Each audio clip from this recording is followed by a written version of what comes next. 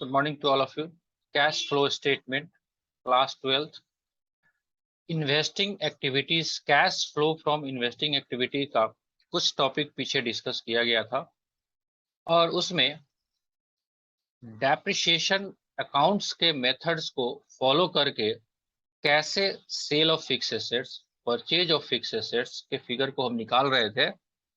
एक ऑप्शन जो fix assets को मेंटेन कर रहा था WDV मेथड पे, आज उसमें दूसरा मेथड यानी कि आपके बुक में भी जो दिया हुआ है केस नंबर 2, उसको हम देखने का कोशिश करते हैं।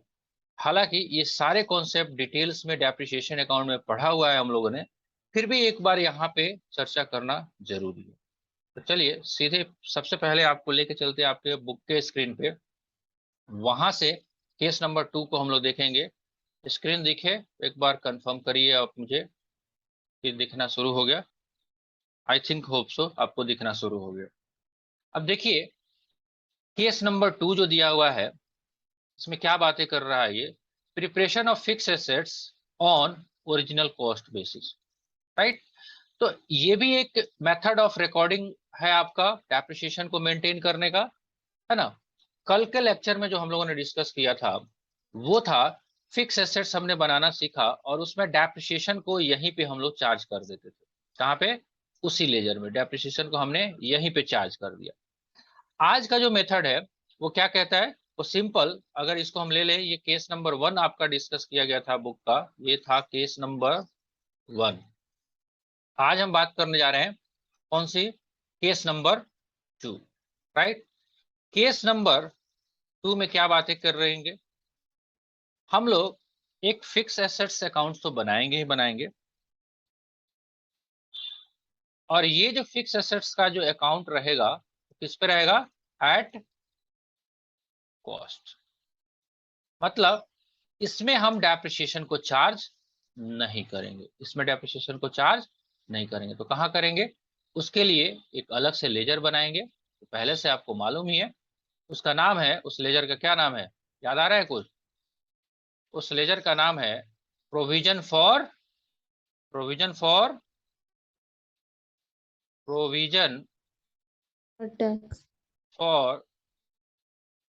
डेप्रिसिएशन। तो अभी तक जो हम डेप्रिसिएशन को कहाँ पे चार्ज कर रहे थे? फिक्स एसेट्स में, उसको हम उठा के अब यहाँ पे करेंगे। जो हमने एग्जांपल लिया था, अगर हम यही एग्जांपल लेके चले जो लास्ट लेक्चर का हमने लिया था कि हमारे पास एसेट्स का बैलेंस BD कितना है? 10 लाख रुपया। लेट्स सपोज दैट हमारे पास 10 लाख रुपया ओपनिंग बैलेंस था और ये मान के चलते ये कॉस्ट पे था, राइट।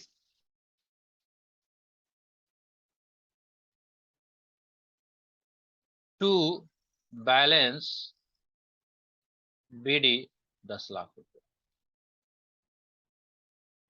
ठीक है। और मान लेते हैं आपका बाई बैलेंस शीट ही 12 लाख ही है।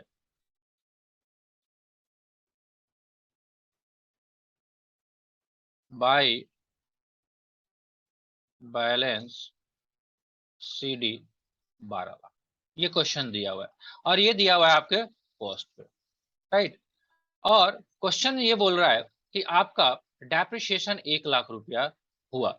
तो पहले क्या कर रहे थे हम लोग? यहीं पे डेप्रिसिएशन लिख रहे थे, by depreciation 1 lakh. Yes sir.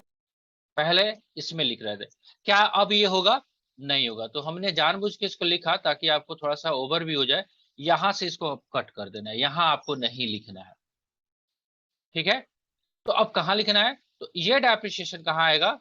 यहां पे आएगा, बाय डेप्रिसिएशन 1 लाख। अब चूंकि ये भी एक पर्सनल अकाउंट है, राइट, नॉमिनल अकाउंट नहीं है ये, प्रोविजन फॉर डेप्रिसिएशन अकाउंट, तो इसका भी बैलेंसिंग होगा। क्या करेंगे? To balance CD। तो इसी को क्या बोलते हैं हम लोग? एक्यूमुलेटेड डेप्रिसिएशन या प्रोविजन फॉर डेप्रिसिएशन का। तो फर्क कुछ नहीं पड़ना है आपको। अगर क्वेश्चंस में लिखा हुआ मिले कि accumulated depreciation, provision for depreciation, तो ये आप ये समझना कि फिक्स एसेट्स जो है वो कॉस्ट पे मेंटेन हो रहा है। अब ये जो वैल्यू शो हो रहा है आपका, ये वैल्यू कौन सा शो हो रहा है? कॉस्ट का। अगर इतना ही अगर एनालिसिस पे हम बात करें, तो तो अब देखिए 10 लाख का ओपनिंग था, 12 लाख का क्लोजिंग है। तो इस साल आपका क्या सेल या परचेज हुआ है? कोर्स हुआ होगा। कितने का हुआ होगा? तो जाहिर सी बात है 2 लाख का। इस एग्जांपल के पॉइंट ऑफ व्यू से देखें तो तभी तो ये 12 लाख आएगा, बिकॉज डेप्रिसिएशन इसमें चार्ज करना नहीं है, राइट। तो हम क्या लिखेंगे? To bank purchase, sales sales purchase. Purchase होगा ना, परचेज होगा ना जी।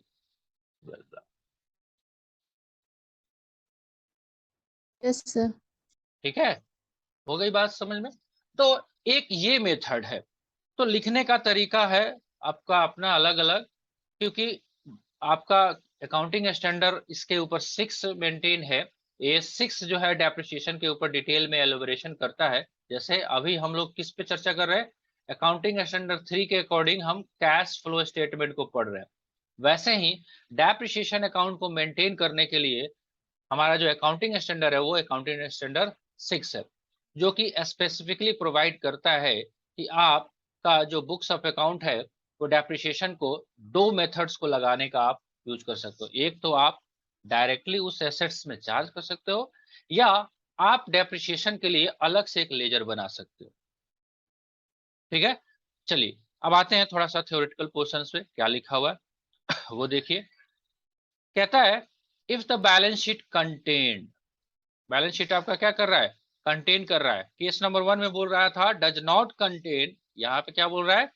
Contain an item of provision for depreciation. क्या कंटेन कर रहा है? कहीं पे बैलेंस शीट में आपको लिखा हुआ मिल गया प्रोविजन फॉर डेप्रिसिएशन या accumulated depreciation for both years, it means, इसका मतलब क्या हुआ? that the fixed assets are shown in the balance sheets are shown at their original cost। तो आप ये मान के चलना कि जो फिक्स एसेट्स का वैल्यू जो बैलेंस शीट में दिया हुआ है वो ओरिजिनल कॉस्ट पे है, मतलब जितना मैं एक्चुअल में खरीदा था वो वाला वैल्यू है। In such case fix assets account and provision for depreciation account should be prepare separately. इस केस में आपको क्या करना पड़ेगा? दोनों अकाउंट्स को अलग अलग प्रिपेयर करना पड़ेगा। By preparing fix assets account, the amount of fix assets purchase और sold during the year will be find out by preparing provision for depreciation. Right, यहां तक भी बिल्कुल समझ में आ रहा है? तो आपको ऐसा नहीं लग रहा है कि हमको कैश फ्लो पढ़ते पढ़ते डेप्रिसिएशन के चैप्टर में चलेगा? इसीलिए देखिए क्या होता क्या है कि आप जब भी बिगिनिंग में कोई कॉन्सेप्ट पढ़ते हैं, जैसे मान लेते हो आप यूकेजी में गए, एलकेजी में गए, नर्सरी में गए, वहां पे हमने क्या पढ़ा? ABCD वर्ड बनाना, है ना? क्या उसका यूज आगे चल के 10th में नहीं आया? आया ना जी। जब यूकेजी में हम वर्ड मीनिंग अगर नहीं पढ़ते तो क्या हम इधर लिटरेचर पढ़ पाते? बिल्कुल नहीं। ये पी जो है, पी है, आर है, ई है, ये वर्ड हमने कब सीखा था? बचपन में।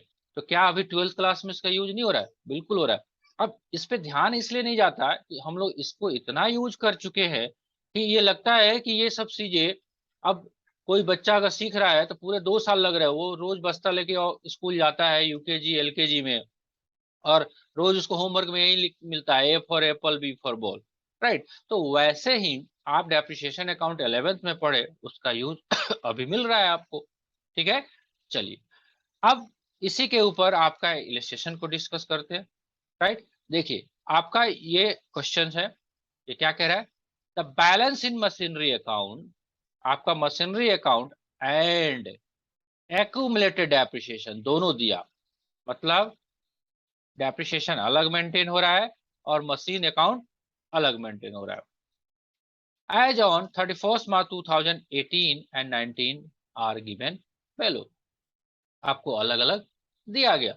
क्या है जी? देखिए 31 मार्च 18 को मशीन का बैलेंस है 5 लाख और 19 को 6 लाख। अब क्वेश्चन में नीचे दिया हुआ आपको एक्यूमुलेटेड डेप्रिसिएशन इतना और इतना। अब क्या ये नहीं भी कहा तो क्या हम मान के चले कि ये इसमें छुपा हुआ है एट कॉस्ट? मानना पड़ेगा, बिकॉज डेप्रिसिएशन अलग से चार्ज हो रहा है, यानी कि इस बैलेंस में से डेप्रिसिएशन नहीं घट रहा है। ये है आपका केस नंबर 2, राइट। तो आपको क्या करना पड़ेगा? मशीन अकाउंट बनाना पड़ेगा। देखिए हमको मेन रिक्वायरमेंट क्या है, हमको चाहिए sale proceeds of fix assets and purchase of fix asset, लेकिन उसको लाने के लिए हमको मशीन अकाउंट बनाना है। अब चूंकि ये केस नंबर सेकेंड है, इसलिए इसको और क्या करना है, हमको एक्यूमुलेटेड डेप्रिसिएशन बनाना। कुछ और भी इंफॉर्मेशन दिया हुआ है। During the year machine costing 1 lakhs, accumulated depreciation 44,000 was sold for ₹30,000। अब थोड़ा डेप्रिसिएशन अकाउंट्स के कॉन्सेप्ट को फिर से लाना पड़ेगा। आपको शायद ध्यान में हो कि जब भी हम एक्यूमुलेटेड डेप्रिसिएशन का अकाउंट मेंटेन करते हैं और जो एसेट्स बिक गया और उस पे जितना डेप्रिसिएशन एक्यूमुलेट हुआ है उसको हमको एक्यूमुलेटेड डेप्रिसिएशन से भी हटाना पड़ेगा। जैसे फिक्स एसेट्स से वो हट रहा है तो फिक्स एसेट्स के लेजर से भी वो अमाउंट हटेगा और साथ ही साथ एक्यूमुलेटेड डेप्रिसिएशन के अमाउंट से भी वो अमाउंट घटेगा। इतना तो जानकारी है, याद आ गया होगा आपको।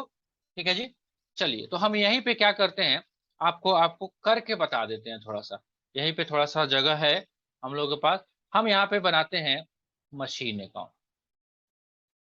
दिख रहा है, थोड़ा सा इधर का एरिया ब्लैक हो चुका है लेकिन फिर भी दिखेगा आपको।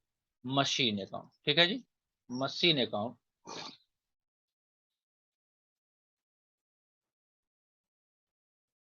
और यहीं पे हम कर लेते हैं provision for depreciation account, right. चलिए सबसे पहले हम ओपनिंग बैलेंस को ले लेते हैं। कितना कितना ओपनिंग बैलेंस है, मशीन का ओपनिंग बैलेंस है 5 लाख, तो यहाँ पे to balance BD 5 lakhs, right. और बाय बैलेंस CD कितना है, 6 लाख। ये क्वेश्चन दिया हुआ है, राइट। वैसे ही आपका एक्यूमुलेटेड डेप्रिसिएशन का फिगर दिया हुआ है 1,64,000, तो इसका क्रेडिट बैलेंस होता है। नहीं जानकारी है तो थोड़ा सा ध्यान दे देंगे। इसका बाय बैलेंस BD जो आएगा वो कितना आएगा, 1,64,000 एंड टू बैलेंस CD जो आएगा वो 1,80,000। टू बैलेंस CD कितना, 1,80,000, राइट। इतना आपको क्वेश्चन दिया हुआ है। अब क्वेश्चन क्या बोल रहा है कि during the year machine costing 1 lakhs, 1 lakh का मशीन बिका है जी, 1 लाख का मशीन बिका है। तो जाहिर सी बात है 1 लाख रुपया मशीन अकाउंट से तो पक्का निकालना पड़ेगा हमको, राइट। ये बात समझ में आ रहा है। हम इसलिए कलर चेंज कर करके आपको लिख रहे हैं। यहाँ पे आपको पूरा का पूरा मशीन जो निकलेगा वो कितने का निकलेगा, 1 लाख का जरूर निकलेगा बाहर वाले कॉलम में। अब सवाल है कि पैसा आया कितना, पैसा आया जी 30,000 रुपया, 30,000।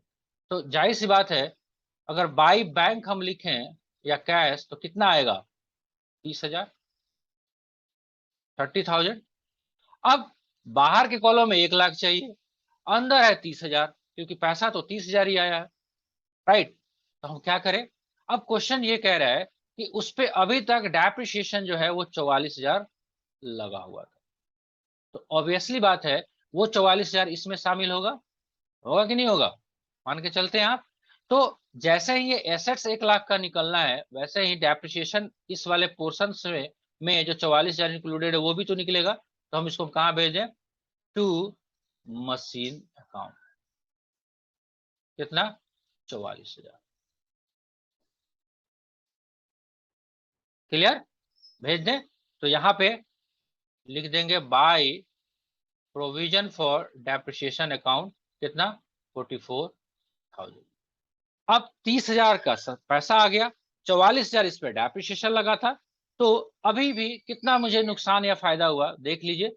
1 लाख का मेरा एसेट्स था, उस पे अभी तक 44,000 डेप्रिसिएशन लग चुका था, यानी कि 44,000 तो हमने PL में भेज चुके थे। तो बचा कितना बैलेंस, 56,000। और पैसे आ गए आपको 30,000, यानी कि अभी भी 26,000 का क्या हुआ, आपका नुकसान हो गया। तो क्या लिखे यहाँ पे, बाय PL अकाउंट कितना, 26,000, बाहर 1 लाख निकल गया। इतना बात समझ में आया आपको? यस और नो? आया? आना चाहिए। नहीं भी आएगा तो फिर भी आपको समझना पड़ेगा कोशिश करके, राइट? अब देखिए अब देखिए इधर का बैलेंस कितना है, 6 1 7 लाख। तो इधर भी बैलेंस आपका कितना होगा, 7 लाख। तो अब क्या माने, ये जो है बैलेंसिंग फिगर बैंक, ये क्या होगा आपका, 2 लाख रुपया। ये क्या माना जाएगा, परचेज, राइट? अब ध्यान से देखिए तो हमारे काम का चीज निकल गया है अभी तक। ये जाएगा 2 लाख आपके इन्वेस्टिंग एक्टिविटी के निगेटिव साइड में, परचेज कर रहे हो। और ये जो 30,000 ही पैसा आया है, केवल 1 लाख नहीं आया है, पैसा आया है 30,000, ये भी जाएगा इन्वेस्टिंग एक्टिविटी के पॉजिटिव साइड में, राइट? तो क्या हम लिखेंगे, कैसे हम क्वेश्चंस को बनाएंगे? हम लिखेंगे cash flow from investing activity. हम बनाएंगे, थोड़ा हम शॉर्ट में लिख रहे हैं, आप शॉर्ट में मत लिखिएगा प्लीज, क्योंकि यहाँ पे थोड़ा समय भी बच जाए तो बढ़िया है। यहाँ पे लिखेंगे sale of fix assets, how much, 30,000, and purchase of fix assets. आपको दिखा सकते हो कि वर्किंग नोट नंबर 1 हमने जो बनाया है वहां से आप सर देख लो, कितना, 2 लाख निगेटिव साइड में। तो जाहिर सी बात है आंसर क्या निकल के आएगा आपके पास, 1,70,000। क्या आएगा, 170 ही आएगा आपको 1,70,000 आपको क्या आएगा, क्या लिखोगे इसको, कैश यूज इन इन्वेस्टिंग। चलिए देखिए, जब हम अकाउंट्स प्रिपेयर करेंगे तो थोड़ा सा इस लेजर को भी हमको कंप्लीट करना है, करना पड़ेगा। अब देखिए इधर का सम कितना है, 1,80,000 और 44,000, 2,24,000, इधर 1,64 ही है। इधर हम क्या लिखे, 2,24,000, इधर भी 2,24,000। बैलेंसिंग फिगर आ रहा है, इसका मतलब इस साल का डेप्रिसिएशन होगा, होगा कि नहीं होगा? बैलेंसिंग फिगर कितना आएगा, 164, 36 और 24, 36 और 24, 60,000 डेप्रिसिएशन, राइट? तब जाके आपका क्वेश्चन कंप्लीट होगा। एक बार आपका जो बुक्स बनाया वहां से देख लीजिए। मशीनरी अकाउंट इन्होंने बनाया, right, at original cost. To balance BD आपको लिखा गया 5 lakh, and by balance CD आपको 6 लाख, राइट? और बाकी डिटेल आपको बताया गया जो मैंने डिस्कस भी किया आपको। By bank sale proceeds 30,000, accumulated depreciation account से आ गया, क्योंकि एसेट्स जो घर से निकल रहा है तो उसका डेप्रिसिएशन भी घर से निकाल दिया जाएगा। साथ ही साथ आपको ये भी कैलकुलेट करना है कि इस पे प्रॉफिट लॉस कितना हुआ। तो 1 लाख का एसेट्स था, 44,000 अभी तक डेप्रिसिएशन लग चुका है, और 30,000 आपको आ गया, तो 26,000 का अभी भी आपको नुकसान होगा। तो loss on sale of fix assets आप लिख लीजिए, कंप्लीट, राइट? जब आप लेजर का बैलेंसिंग करोगे तो ये 2 लाख आपको बैलेंसिंग फिगर आ जाएगा। क्लियर है जी? यस और नो? साथ ही साथ आप एक्यूमुलेटेड डेप्रिसिएशन का देख लीजिए। By balance BD 164, right, and to balance CD 180, और 44,000 आपने डेप्रिसिएशन में भेज दिया वहां पे। अब जो बैलेंसिंग फिगर 60,000 आएगा वो इस साल का आएगा। अब थोड़ा सा इस क्वेश्चन का रिक्वायरमेंट जो है, क्योंकि ये बीच में क्वेश्चन है, तो इसमें आपका ऑपरेटिंग एक्टिविटीज भी कैलकुलेट करना है, लेकिन अभी हम लोग ऑपरेटिंग एक्टिविटी पढ़े नहीं है, इसीलिए अभी ये वाला पोर्शन आपको cash flow from operating activity ये आप नहीं कर सकते, अभी इसको आपको होल्ड करना पड़ेगा, राइट? तो जितने भी आगे क्वेश्चन आएंगे, अभी आप केवल cash flow from investing activity पे हमको फोकस करना है, राइट? कितना आएगा ये, 30,000 और 2 लाख, 1,70,000, राइट? तो ये cash flow from investing activity नहीं है, cash used in investing activity. तो आई थिंक आज हमने दूसरे concept provision for depreciation accounts वाले को भी हम लोगों ने डिस्कस किया। आशा है आपको ये बात समझ में आ गई होगी। ठीक है जी? यस और नो? Yes, sir. चलिए और क्या डिस्कशन करना है? अभी आई थिंक इतने के ऊपर आपका जो क्वेश्चन बनता है धीरे धीरे आप करिए। दोनों टॉपिक आपको डिस्कस किया जा चुका ऑलरेडी। कौन कौन सा? पहला, डेप्रिसिएशन को एसेट्स में चार्ज करके आप निकालिए। दूसरा, प्रोविजन फॉर डेप्रिसिएशन अकाउंट बना के निकालिए। ये सारे आपके वर्किंग नोट के पार्ट थे। मेन काम क्या था? हमको रिक्वायरमेंट ये लग रही है कि हमको सेल प्रोसीड्स का अमाउंट चाहिए और परचेज का अमाउंट चाहिए, ताकि हम उसको cash flow from investing activity में लिख पाए। ठीक है जी, तो होमवर्क करिए। और दूसरा इंफॉर्मेशन, क्या आप कल का लेक्चर करेंगे आप लोग या नहीं करेंगे? आई थिंक मुझे कुछ नहीं सोचना, आप लोगों को डिसाइड करना कल।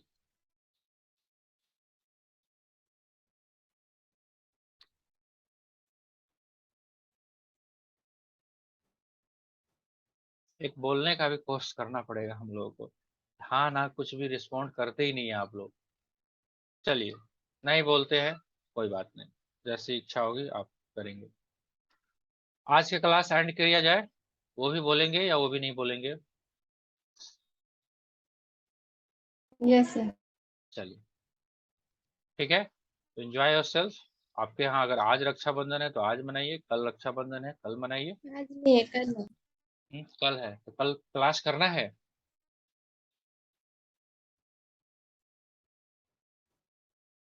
पता नहीं, चलो ठीक है, कल की बातें कल देखेंगे।